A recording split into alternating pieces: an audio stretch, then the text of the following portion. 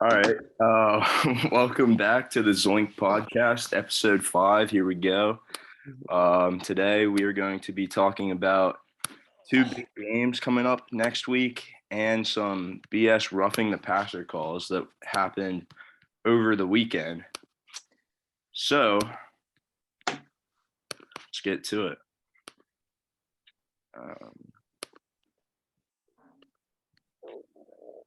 So our first question is, which roughing the passer call was worse, the Grady Jarrett on Tom Brady hit or the Chris Jones on Derek Carr? What's up, everybody? Me personally, I think that both were horrible calls, obviously, and ultimately, I think the Grady Jarrett on Tom Brady was worse, mainly because of the fact that it decided the game right then and there. The Bucks had the ball already up 21-15, 3 minutes left in the game. 21-15 again. That's a 6-point difference. And Jarrett came around. He made the sack. Falcons put up a perfect defensive formation. 3 defensive linemen on the left. Jarrett sneaks around. He makes the play. Boom. Perfect play. But yeah, of course, we all saw that was called back, and I just don't really know what else a defensive player is supposed to do at this point. I think the last few years we've seen the NFL rules get very, very soft, not just with this, but with other plays as well. But this is obviously the biggest concern, right? And yeah, I don't know what else a defensive player is supposed to do. That was literally the perfect football tackle. That's literally a sack.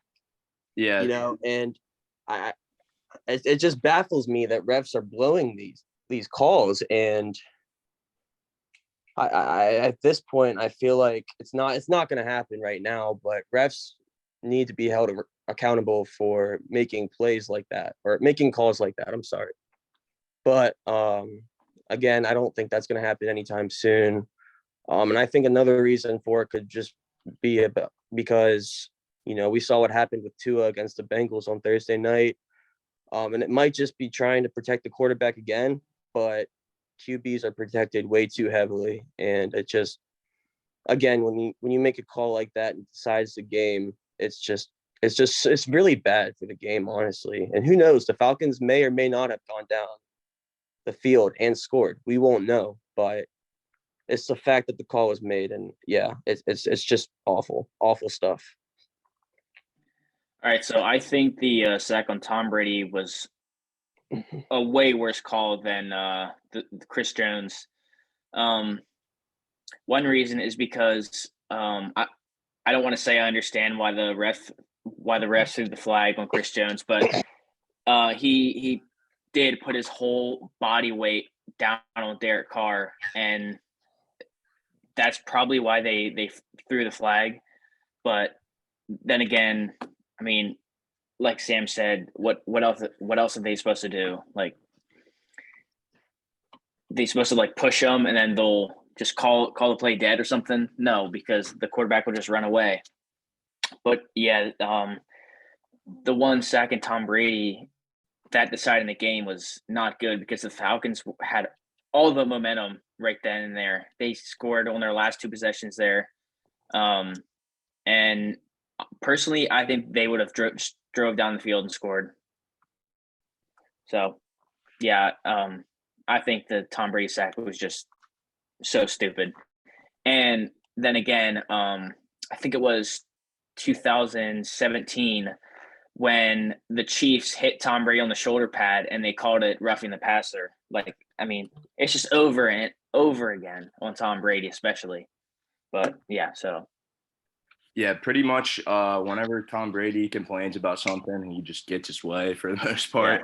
Yeah. It was both were horrible calls, I think. I mean, obviously, it was worse for the Falcons with the Grady Jarrett on Tom Brady, which I think they're both bad calls in general. But I'm going to say the Chris Jones one just because he recovered, like, the football.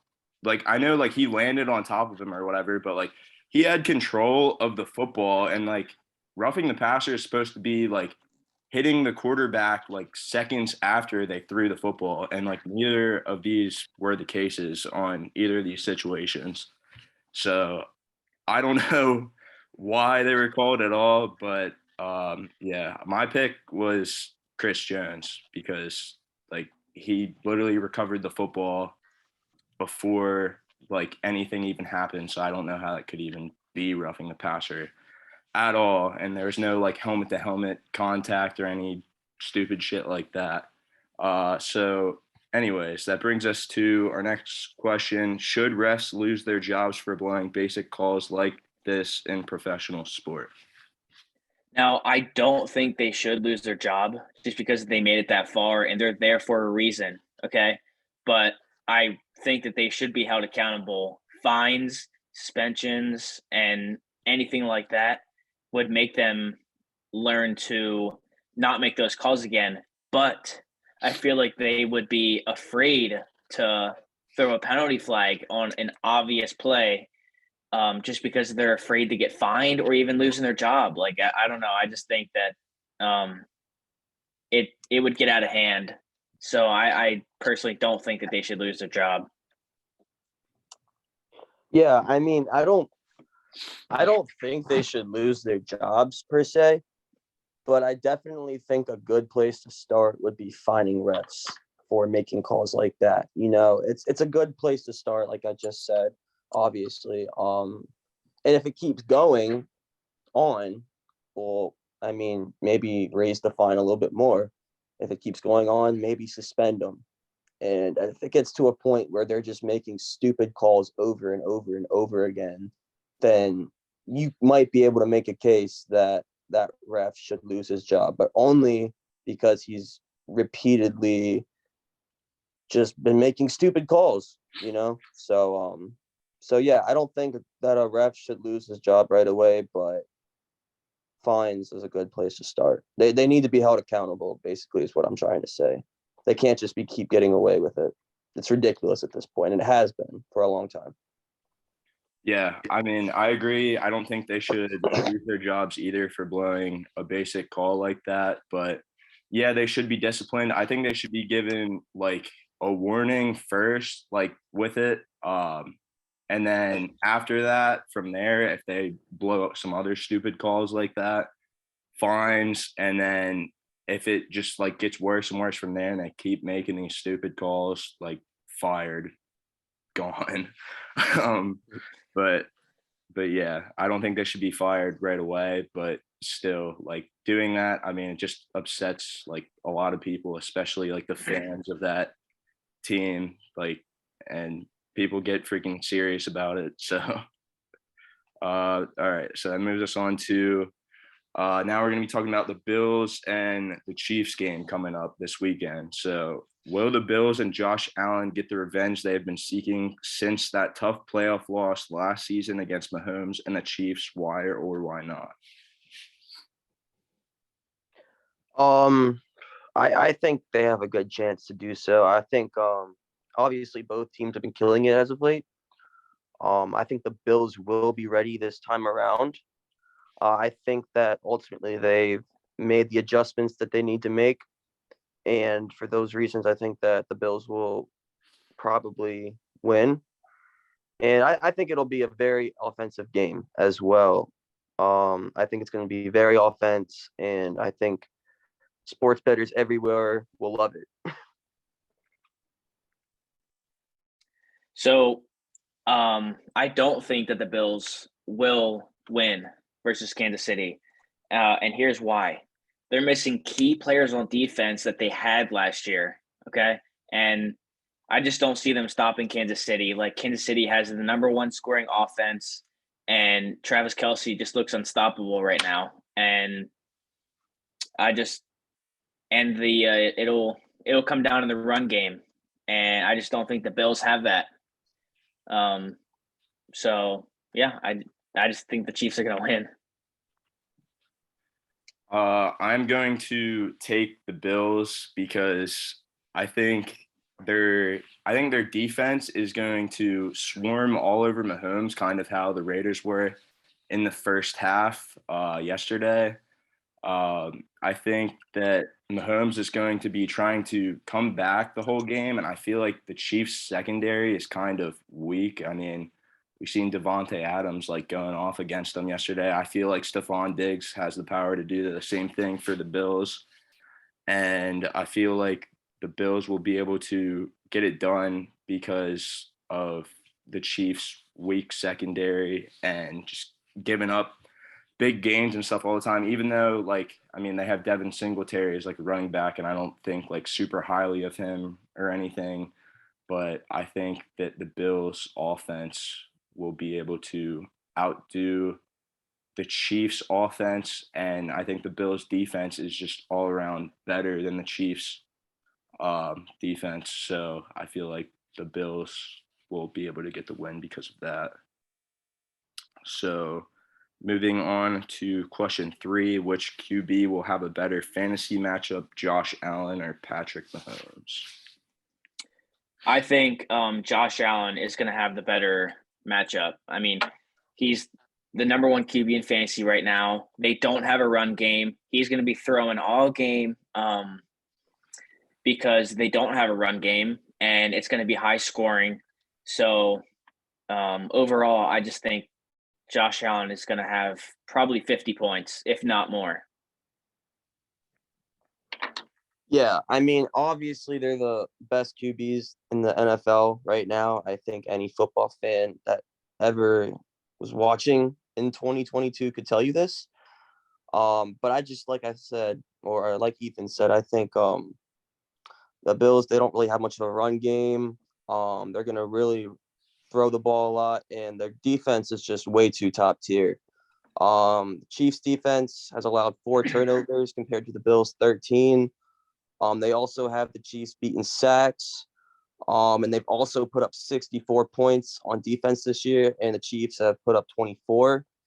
For those reasons, I think Josh Allen's just gonna have a field day with the Chiefs secondary and their defense as a whole. So I am taking Josh Allen because, again, I'm going to bring up the Chiefs secondary. I feel like they just like took a shit yesterday, and like they're supposed to have the number 1 rushing defense in the NFL, and they let Josh Jacobs. I mean, Josh Jacobs is like a top 5 like fantasy back I know right now. Running the football, he was like running over the Chiefs and stuff yesterday. So I think that Josh Allen is really going to get the passing game going, and I feel like they're going to just keep putting up points nonstop, and I feel like the Chiefs defense is really going to struggle to stop them, and I feel like the Bills defense will play a lot greater against Patrick Mahomes and really make him work for it to win this one. And I know the Bills are out for revenge after last year, so I think the Bills are going to come away with it. So moving on to next question. Aside from the quarterbacks, which other player do you see making the biggest impact for the Chiefs-Bills game?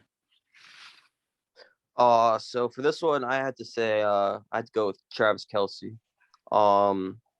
He and Patrick Mahomes have untouched chemistry. I think we saw that a lot last night too, and I not just Kelce, but the entire Chiefs offense has benefited from Tyreek Hill's departure. Mahomes is obviously getting the ball around to more players and not just looking for one person.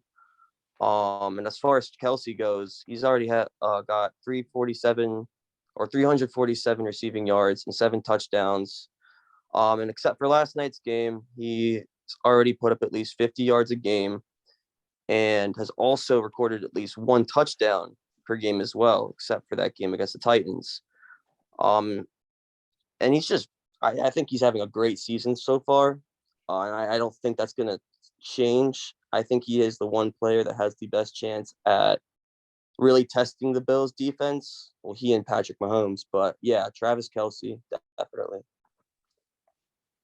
Sorry, I had to turn my camera off for a second. But yeah, so I agree with Sam. I think Travis Kelce is going to have a game. He had 4 touchdowns Monday night. amazing player. And I also have the run game for the Chiefs. Jerick McKinnon, he had 6.6 yards a carry Monday night. He looked very well, and if he stays healthy, it could be him and Clyde Edwards-Helaire making a statement. And they also have the young guy. It's Pacheco, I think his name is. Yeah. He looks pretty quick, and he's been doing very well too. He only had one carry last night, and he didn't have any yards, which I don't understand why. But yeah, so I think the run game for the Chiefs would be well, and the run game for the Bills is just non-existent. I mean, James Cook, he's all right, but he's not playing as well as the Chiefs running backs are. And Devin Singletary just doesn't get the ball enough. They just don't run enough. And if they do run, it's a Josh Allen run. So I'm going to go to an opposite team and the opposite side of the field. I'm going to pick Greg Rousseau on the Bills. I think he is going to have a career night against the Chiefs, and I think he's going to get in there and sack Patrick Mahomes at least twice tomorrow. At least twice, and I think Von Miller will also add at least one sack tomorrow night against the Chiefs. I think those two are going to be huge tomorrow for the Bills, and tomorrow Mahomes, or not tomorrow, but you know what I mean, next weekend, yes. I'm just that excited for it already. But no.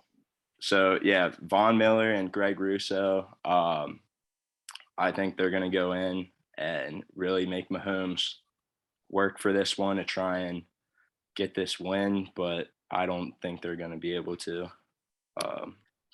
So moving on to next question. Will it be high scoring or low scoring? What will the final score be? So I think it's going to be very high scoring. I mean, everyone probably thinks that. Chiefs, number 1 offense in the NFL with 31.1 points per game. Bills, number 2 offense in the NFL with 30.4 points per game. So I wouldn't be surprised if this game has over 60 points. And I just think that the Chiefs are going to come out on top. Number 1 offense. They have more weapons. Kelsey, Juju Smith-Schuster, if he shows up, their run game. And I have the Chiefs winning this one 35-42 or 35-28. Yeah, I mean, I agree. I think it's going to be a very high-scoring game. 2 very high-powered offenses. And as far as the final score, give me 44-38 Bills. Yeah, I think it's going to be high scoring as well. I'm taking the Bills 42-31. Okay. So next question. What player will have the most touchdowns? And don't you say Travis Kelce, just because he had a bunch. Well, there goes that. I'm going to say Travis Kelce. I will go with. No, I mean, if you think it's going to be Travis Kelce, then say Travis Kelce. Probably will, because that's all he looks at in the end zone. Yeah, I don't know. I really think it's hard to not pick Travis Kelce. If you're asking me, like, I don't know. You just saw 4 touchdowns. Yeah, and don't forget about Diggs too. But Kelce, like I said, he's just been balling all year. He's getting those yards in the air. He's getting the touchdowns. It's really, I feel like Kelce is the guy to look out for. So how many touchdowns is he getting? I'll say 2 or 3. Yeah, I was going to say 2. And I feel like Diggs is going to have 2 also.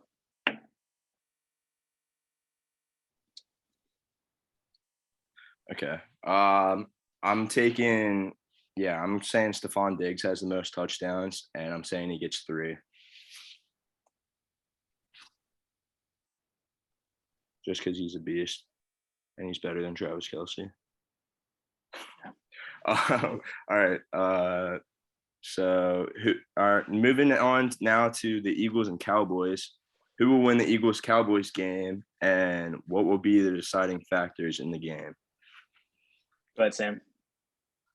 All right. So before I go and say who I think is going to win the game, I just kind of want to talk about what it's going to come down to. I think it's going to come down to both defenses. Both defenses have just been lighting it up this year, right? I mean, it's been really fun to watch if you're an Eagles and Cowboys fan, and that's pretty much all three of us. So and it's also important to note that the Cowboys have not allowed more than a single touchdown all season long. Yep, that was something I was going to talk about too. Yeah, as much as I hate to say it, that's just a fact. And the better defense, I think, will also give the offense more opportunities to run up the score while preventing the opposing offense from scoring at all. And then, of course, Micah Parsons. He's not only the best defensive player on the Cowboys, but in my opinion, the best defensive player in the league right now. I think he's got that dog in him. Yeah, he's amazing. He's amazing. And can't forget about the fact that the Eagles recorded a record-setting 9 sacks against Washington during Week 3, and then forced 5 turnovers against the Jaguars in Week 4. And I just think that Cooper Rush is going to have a hard time trying to make plays against the Eagles, while Jalen Hurts will just move all around the field and give the Cowboys problems that way. So for those reasons, I think that the Eagles have this one in the bag. I think they're going to win. All right. So I think that it's also going to come down to defense. And I just feel like the Cowboys have the better defense. Demarcus Lawrence is coming up big again. He just got a strip sack and for a touchdown versus Matt Stafford and the Rams. Micah Parsons, even when he's hurt, he still plays very well. And it'll come down to the offenses too. Like also Sam said, Cooper Rush has not made a mistake yet.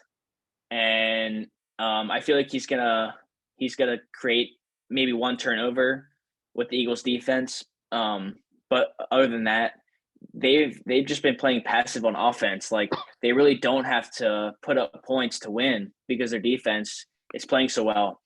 But I think this game, Cooper Rush is going to have to step up, and we're going to really see what he's made of because the Eagles are going to score more than a touchdown on the Cowboys defense. It's going to happen.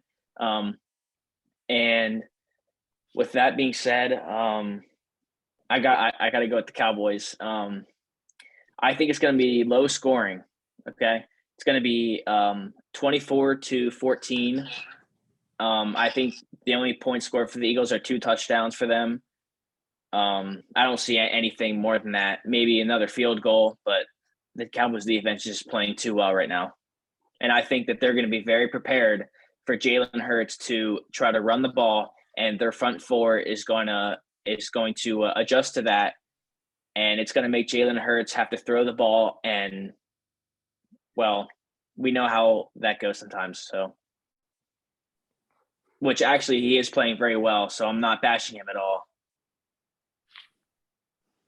All right. Well, I'm taking the Eagles to win the game. I think the deciding factor is going to be, what defense just plays better? What defense can generate more turnovers and make the opposing offense have more problems? I agree that it's going to be a lower scoring game.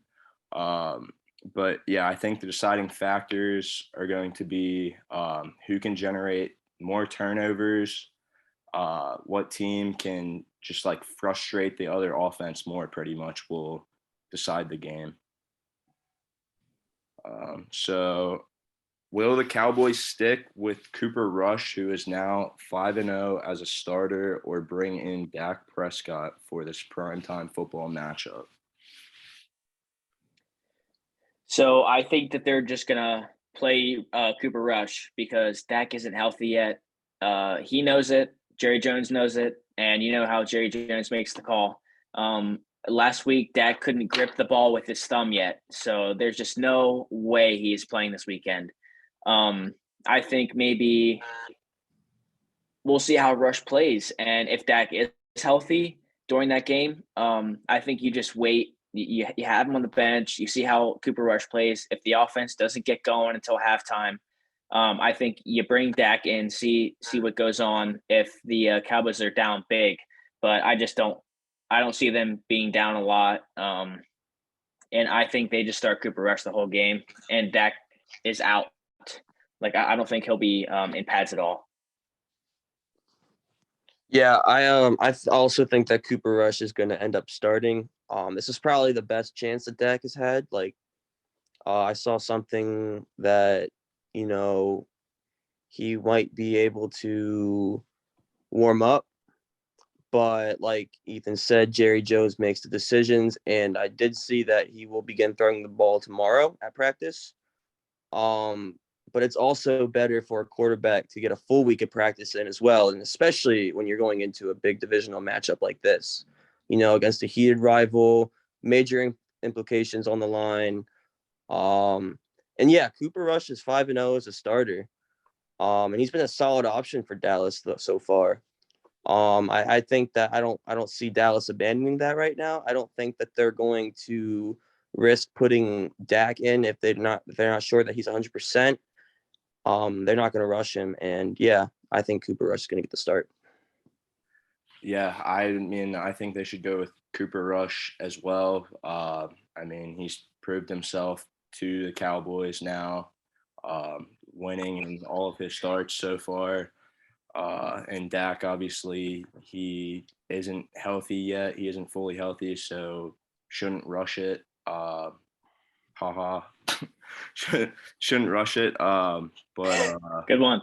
Yeah, I didn't even try and do that, but yeah, don't rush it. They got Cooper Rush there, so might as well stick with him for now because he's been doing well for them. So yeah, I'd say start Cooper Rush instead of Dak. Okay, so now moving on to how do you think Jalen Hurts will do this week in perhaps his toughest matchup of the season?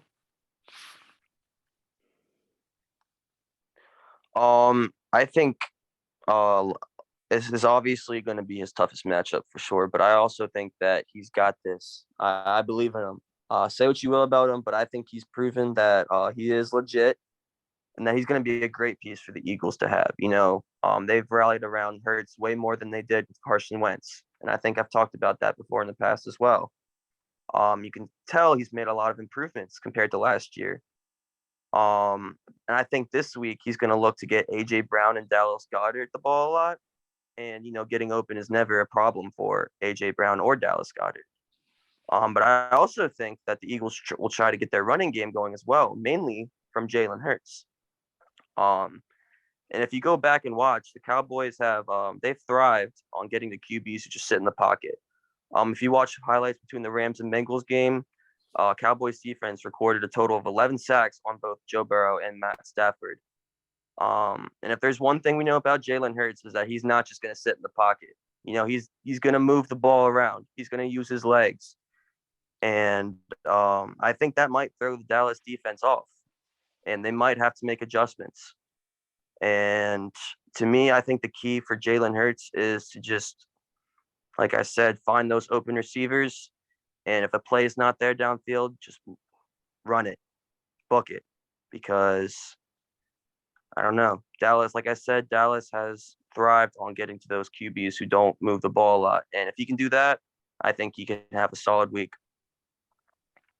So I think Jalen Hurts is going to struggle in the beginning because he hasn't really faced a defense like Dallas yet. And I think Dallas is just going to be prepared for Jalen Hurts to run the ball. So I don't think that he's going to run the ball as effectively as he does against other defenses. But I feel like he will make some plays with his legs because they can't stop him on every play. But if Dallas makes him sit in the pocket and he has to, I think he's going to struggle the whole game because he's not a pocket passer. He likes to run. He likes to throw on the run. He likes to make plays with his legs. And yeah, I think that the Cowboys are going to get a couple turnovers off of him, and we'll see how he comes back from that. So I think Hurts, I mean, it's going to be tough trying to avoid freaking Micah Parsons, Demarcus Lawrence.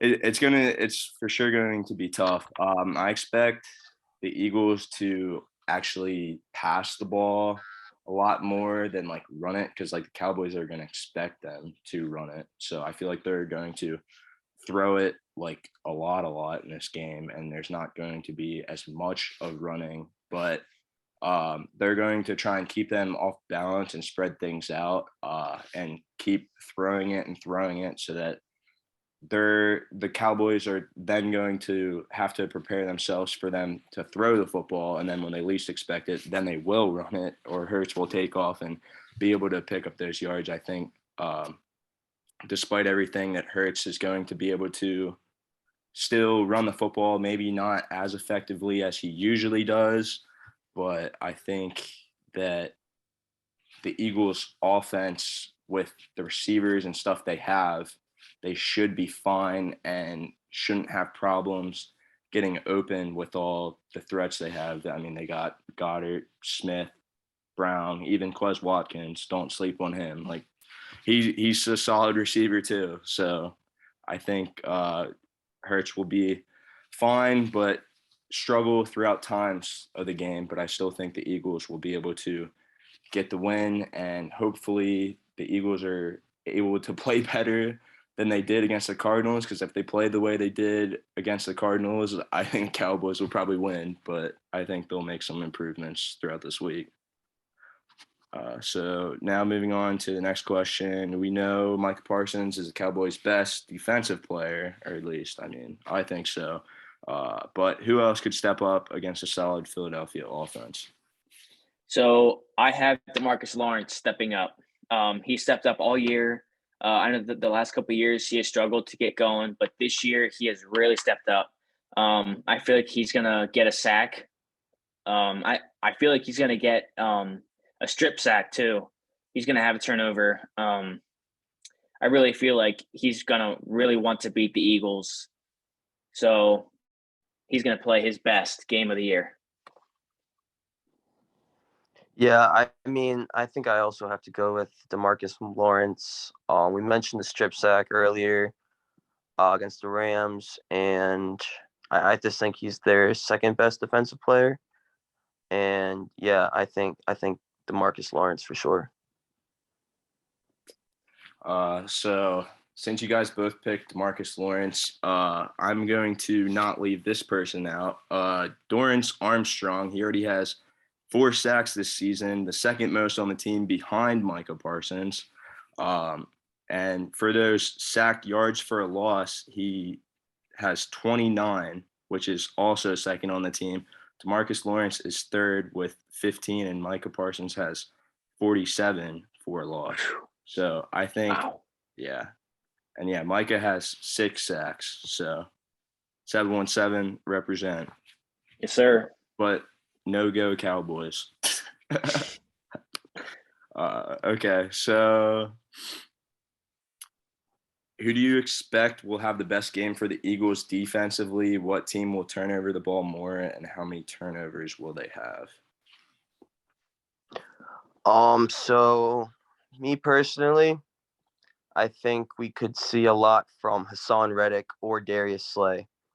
I think I'm gonna go with Hassan Reddick though. We saw that again going back to the game against Jacksonville. He was responsible for both fumbles, forced and recovered actually. And if he can get past the offensive line for Dallas, I think he can do it. I think he can have a solid game against Dallas's offense. So the guy I picked is Darius Slay.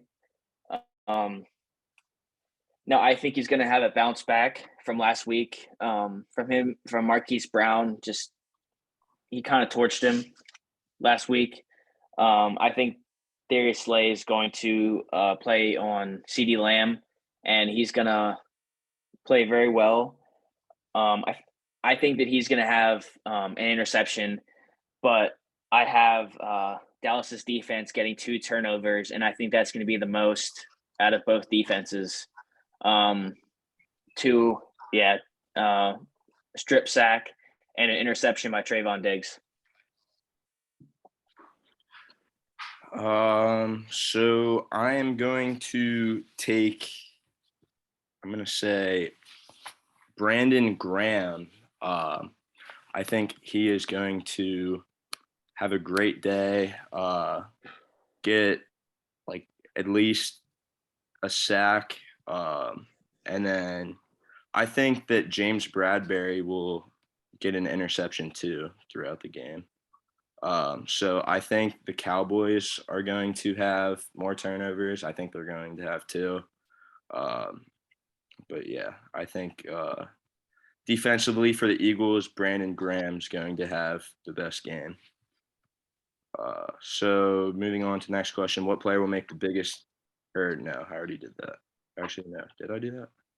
Player will make – Yeah. Oh, no, I didn't. Okay. What player will make the biggest impact offensively for both teams? What will the final score be?